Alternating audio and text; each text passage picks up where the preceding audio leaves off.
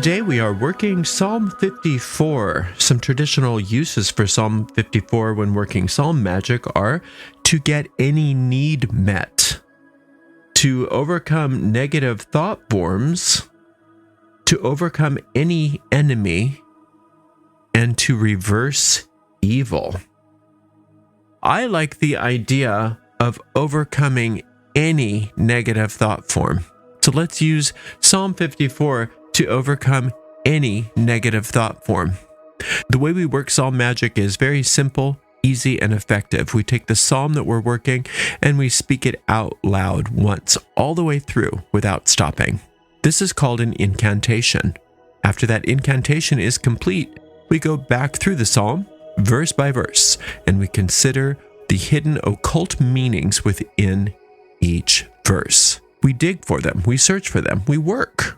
And we try to apply whatever it is that we do find to the situation that we brought to the psalm. That's how we work the magic. Those little occult meanings are magic seeds. We are planting those seeds that we find in the psalms into the depths of our deep mind, where they, in a very real way, take root.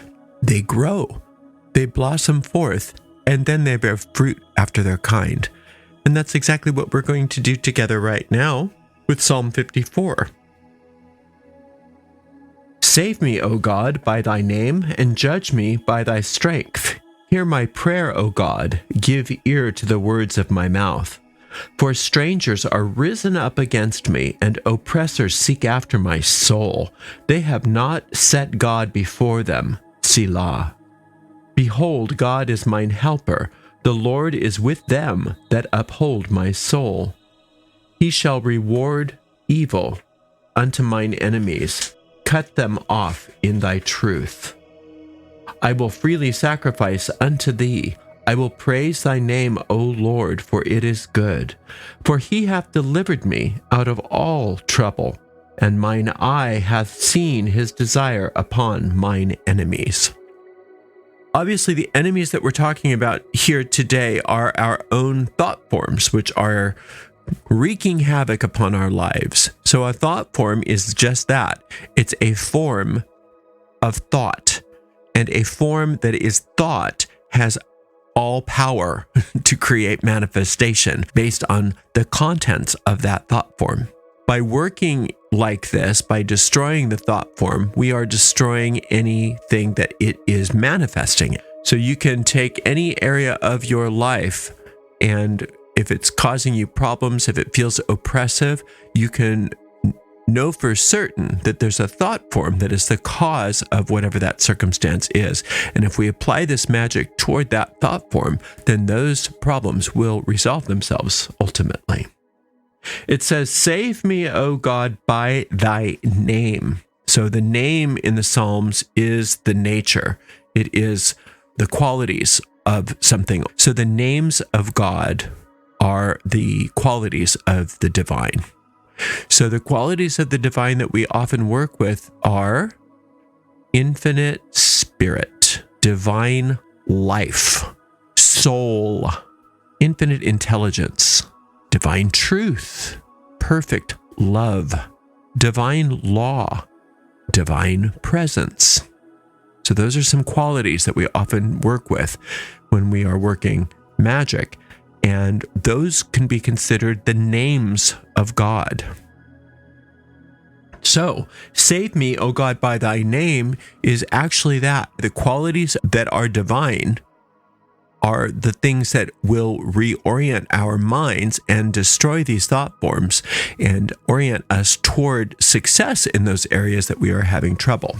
Judge me by thy strength. Now, strength is Gebura.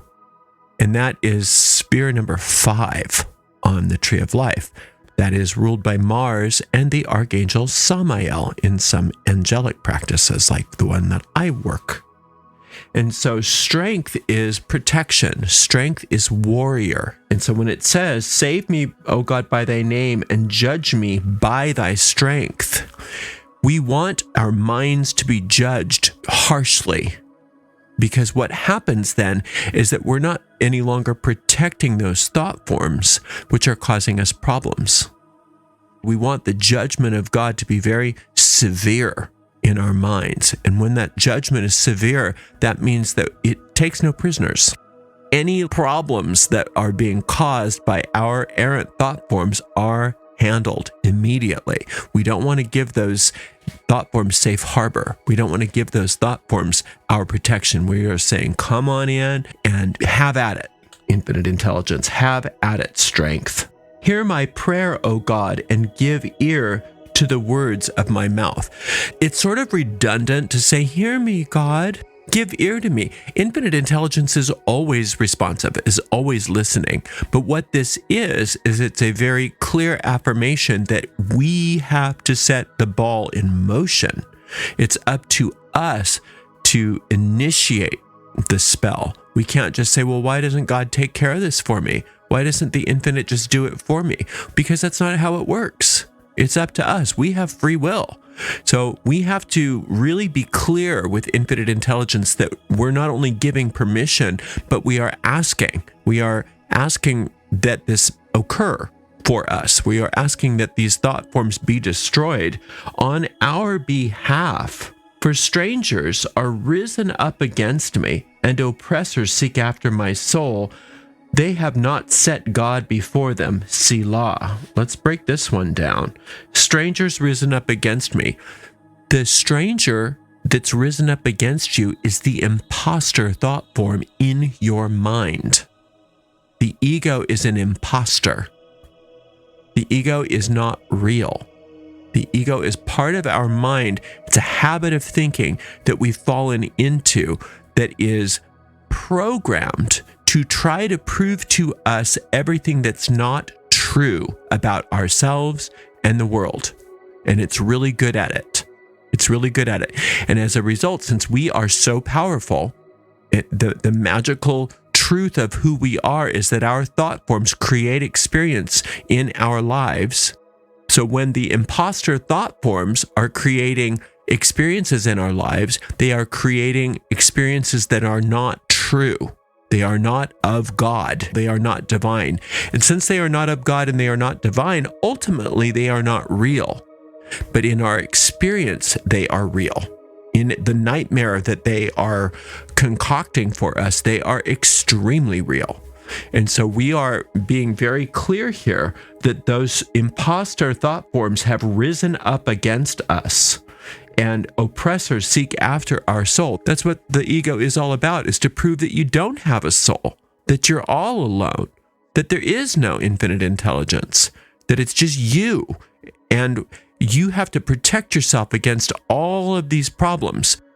But what the ego doesn't want you to ever see is that those problems are problems that the ego has projected for you, to try to prove to you how bad you are, and how not good enough you are, and how unholy you are, and how unsafe you are, and how bad this world is, etc., etc.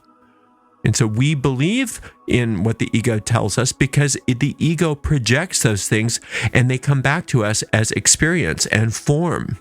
What we want to be able to do is stand up to these experiences that we are having that are awful and say, you aren't real.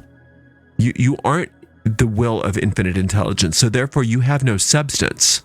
And it says, they have not set God before them, Selah. And that's the trick right there, is if it's not of God, it can't exist, even though it seems real, even though it's convincing, even though you can feel it with your hands, or you can hear it with your ears, you can see it with your eyes.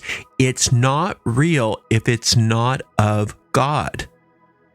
If those thought forms have not set God before them, then this experience is not real. Therefore, it can be destroyed. And that's what we're asking the strength of God to do for us. That warrior angel, that Samael, the Gebura, the strength of God, that Mars energy, destroy these thought forms, destroy these experiences for me. He shall reward evil unto mine enemies. Cut them off in thy truth. Now, from our perspective here, in this limited universe, it seems like this big war of Armageddon is going on. But it's not. From infinite intelligence's perspective, none of this is happening. And so all that's happening is when it seems as though infinite intelligence is cursing these thought forms and destroying these thought forms. From the point of view of those thought forms, it seems like that's what's happening. But from God's point of view, none of that's happening. All that's happening is that you're waking up from a bad dream. So infinite intelligence is not sicking Samael on your thought forms, but it appears that way. It seems that way. So it says, he shall reward evil unto mine enemies and cut them off in thy truth, cutting off the illusions in favor of truth. So instead of thinking of this as being this horrible war that you have to go through, you are recognizing, oh, it's just being cut off. It's like flipping on the light switch and noticing that the darkness wasn't real. That's what's happening. And so infinite intelligence is just cutting these thought forms down. And we have to let go of our attachment to them. We have to let go of our addiction to our own negative thought forms. And then it's quick, it's easy, it's instant, and the manifestations disappear for us. I will freely sacrifice unto thee. I will praise thy name, O Lord, for it is good. Now, sacrificing means praising. Sacrificing means spiritual practice. Having a spiritual practice. It doesn't mean that you're going to kill animals for God or something like that. I mean, they used to do that back in the day before they knew better, but that's not what sacrifice is referring to. Sacrifice here is referring to your spiritual practice. That means, yes, I'm going to meditate every day. I'm going to do my thing, whatever your thing is. I'm going to focus on my spiritual practice and let you take care of the rest. I'm going to freely sacrifice unto thee. I will praise thy name, O Lord, for it is good. Now, how do you praise the name of God? Well, we talked about that. What are some of the qualities of God? Infinite intelligence, knows all, knows everything, omniscient, pure genius, knows how to handle any situation, no matter what. Now, to praise that quality, to praise the name of God in that regard, is to get enthusiastic about how wonderful that is. Get enthusiastic about how good that is, how grateful you are that there is infinite intelligence that knows everything, that knows how to get you out of any kind of trouble, any kind of problem, no matter what it is. And you can even go beyond that. Just the idea of infinite intelligence creating universes, the intricacies of all the different life forms all throughout the universe that science is barely even scratching the surface of. Praising that power, that intelligence, meaning, isn't that amazing? Isn't that wonderful? Getting our minds focused on the qualities of the infinite and how wonderful they are is praising. And when you do that, then you're reorienting your mind and starving out those thought forms that you're trying to get rid of, because those thought forms only exist because we give them our life force, because we pay attention to them, because we feed them. And now we are reorienting ourselves, turning away from those thought forms and instead getting all of our enthusiastic attention on the names of God or those qualities of the divine. For he hath delivered me out of all trouble, and mine eye hath seen his desire upon mine enemies.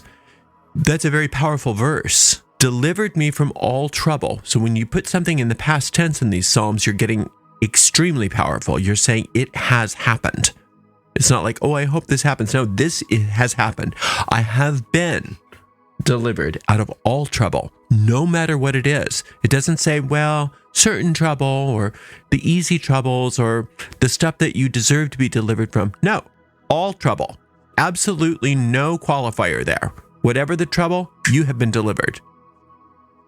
And mine eye hath seen his desire upon mine enemies. I am seeing evidence that these thought forms are destroyed. I'm seeing it with my own eyes. So you can just memorize that verse.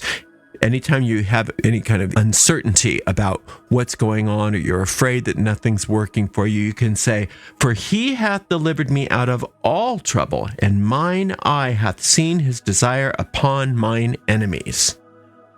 Now, it's important to recognize and remember that even though this is in patriarchal language because of the culture out of which these psalms were scribed, that infinite intelligence is not a male deity. So he is just a figure of speech in our language. But understand that God is pre-gender. Infinite intelligence is one source, one power There's only one. It's the force of all that is. And since that's the case, nothing can go up against it. There's nothing that can thwart it. And therefore, one with God is a majority. And whoever God is for, nothing else can be against. And God is for you. And since God is for you in this case, you have nothing to worry about. But your job is to keep your eye on the prize here and to keep coming back to the psalm each and every day and letting these truths sink into your deep mind.